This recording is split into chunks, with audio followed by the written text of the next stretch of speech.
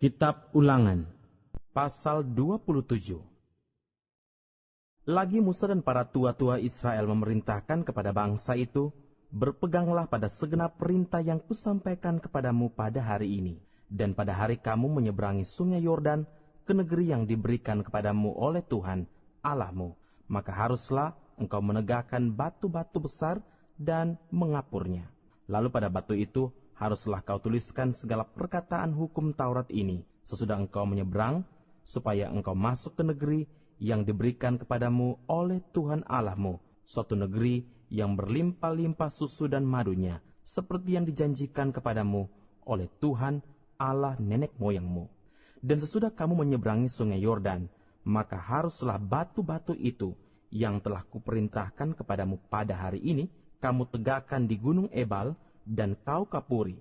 Juga haruslah kau dirikan di sana mezbah bagi Tuhan Allahmu, suatu mezbah dari batu yang tidak boleh kau olah dengan perkakas besi. Dari batu yang tidak dipahat haruslah kau dirikan mezbah Tuhan Allahmu itu, dan di atasnya haruslah kau persembahkan korban bakaran kepada Tuhan Allahmu.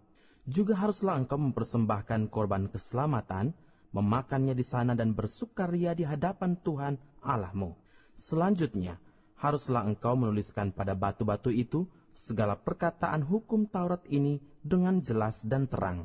Juga berbicaralah Musa dan imam-imam orang Lewi kepada seluruh orang Israel. Diamlah dan dengarlah, hai orang Israel. Pada hari ini, engkau telah menjadi umat Tuhan Allahmu. Sebab itu engkau harus mendengarkan suara Tuhan Allahmu dan melakukan perintah dan ketetapannya yang kusampaikan kepadamu pada hari ini. Pada hari itu, Musa memberi perintah kepada bangsa itu, sesudah kamu menyeberangi sungai Yordan, maka mereka inilah yang harus berdiri di gunung Gerisim untuk memberkati bangsa itu, yakni suku Simeon, Lewi, Yehuda, Isakar, Yusuf, dan Benyamin.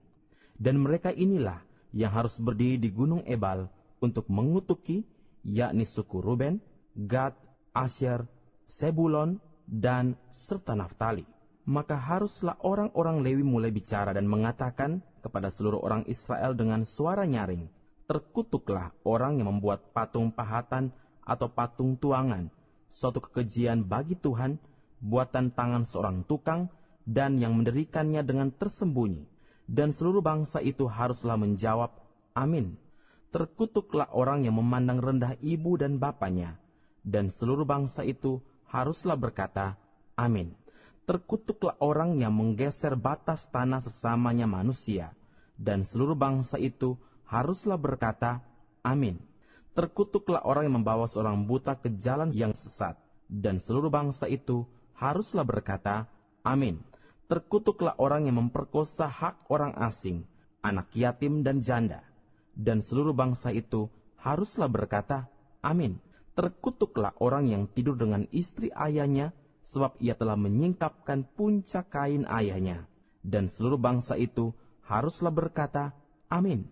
Terkutuklah orang yang tidur dengan binatang apapun, dan seluruh bangsa itu haruslah berkata, Amin.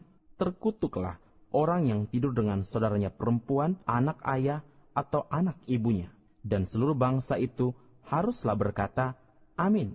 Terkutuklah orang yang tidur dengan mertuanya perempuan, dan seluruh bangsa itu haruslah berkata, Amin. Terkutuklah orang yang membunuh sesamanya manusia dengan tersembunyi, dan seluruh bangsa itu haruslah berkata, Amin. Terkutuklah orang yang menerima suap untuk membunuh seseorang yang tidak bersalah, dan seluruh bangsa itu harus berkata, Amin. Terkutuklah orang yang tidak menepati perkataan hukum Taurat ini dengan perbuatan, dan seluruh bangsa itu haruslah berkata, Amin.